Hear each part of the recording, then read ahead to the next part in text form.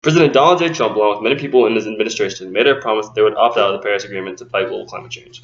I've studied global warming and climate change for years. I'm actually finishing my environmental biology course this year at San Antonio College. As an environmentalist, I research these topics daily to stay informed and stay current.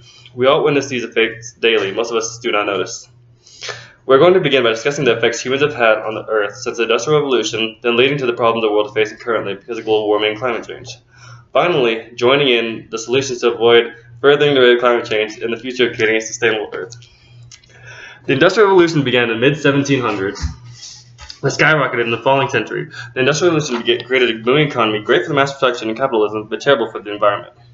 According to the EPA, the beginning of the Industrial Revolution prompted a 50% increase of greenhouse gases sent into the atmosphere. Humans have increased the rate of global warming and climate change faster than anything else on Earth has ever lived. According to the IPCC, the Intergovernmental Panel for Climate Change, the industrial activities our modern civilization depends upon have raised atmospheric carbon dioxide levels from 280 parts per million to 400 parts per million in the last 150 years. This means that in just 150 years, we've almost doubled the amount of carbon dioxide in our atmosphere that has accumulated in the entire lifetime of the Earth. Although some argue that solar irradiance is a contributing factor to climate change, there is no data to show that current rate of change in climate is part of solar irradiance, solar variability.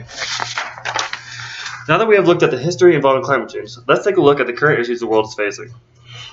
In 2016, NASA recorded that year to be the hottest to date. In 2015, NASA recorded that year to be the hottest to date, and so on. The Industrial Revolution is the beginning of the massive increase in the rate of climate change, yet we have made no substantial difference in the way we provide energy to factories. The most we have done is move from coal to oil, and that's created even more problems. According to an article by Live Science, approximately 1.3 million gallons of oil is spilled into the ocean every year. There have been over 100 oil spills in the last 40 to 50 years, and many of them have altered the area around them so much that they have become uninhabitable. Oil spills harm not just spatially, but geographically and atmospherically as well. According to the NOAA, over some parts of Antarctica, up to 60% of the total overhead amount of ozone, known as the column ozone, is depleting during Antarctic spring. This is just one explanation to the reason why the glaciers are melting, the pole temperatures are significantly higher, and the sea levels are rising quicker than ever recorded. Surprisingly, agriculture is the #1 cause of global warming as of today. In a documentary called Cowspiracy, this explains how agriculture has become the leading cause of greenhouse gas emissions because of cattle droppings. In a quote by Cowspiracy, livestock and their byproducts account for at least 32 million tons of carbon dioxide per year, or 51% of worldwide greenhouse gas emissions.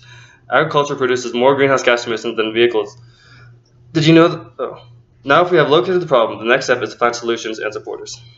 As of 2017 to this day, we have enough renewable resources to power the entire globe. Yet capitalism prevents everyone from doing that. Republicans believe that without fossil fuel, millions of jobs will be lost, millions of dollars in revenue won't be obtained, and it will just tear the economy down. This is not true. In a study done by the Environmental Defense Fund's Climate Corps, solar and wind jobs have grown at rates of about 20% annually in recent years.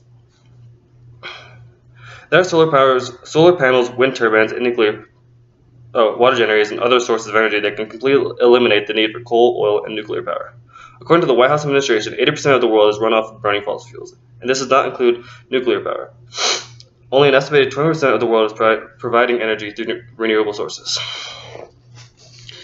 The economy is based off supply and demand. The oil industry is booming because of our need for it to power our vehicles. This all has to do with us as people, and it's time for us to give up the luxuries and realize that the future is Earth and renewable resources. Even if all these environmental problems are not going to impact your life at this very moment, generations of your later family will have to deal with the repercussions of your actions. For those of you worried about the cost, in the long run it will actually save you money.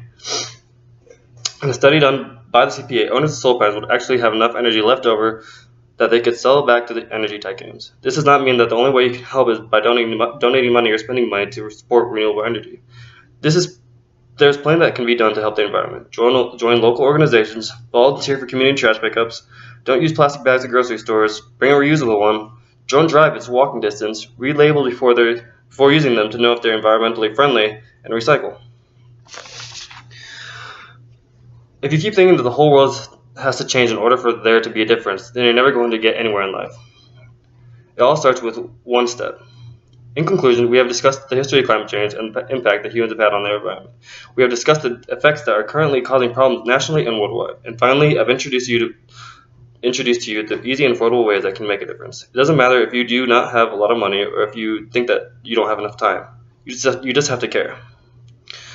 The Paris Agreement that I was speaking of earlier is a pact between 120 nations to fight the impact of climate change. It is a 40-year plan that was proposed by the UN to tackle the increasing effects of greenhouse gases, pollution, and hope for a better, sustainable future. The President of the United States has made it a promise that he will withdraw the U.S. from the Paris Agreement once he was inaugurated. He has not done so yet, but is a pertinent subject that is still in the boiling pot. The United States, along with other highly developed countries, are among the top distributors of pollution. If we pull out, it could cause even more tensions that we may not be able to resolve. This is not an issue to just brush off. The warmer temperatures might feel great at the moment, but just know that it is not natural. This is our home. This is our planet. Stop being selfish, stop being ignorant, and stop thinking that is not going to affect you, because it already has. We've already pumped enough greenhouse gases for centuries after us to worry about. All we have to do is slow down, take some time to think, and try to make a difference.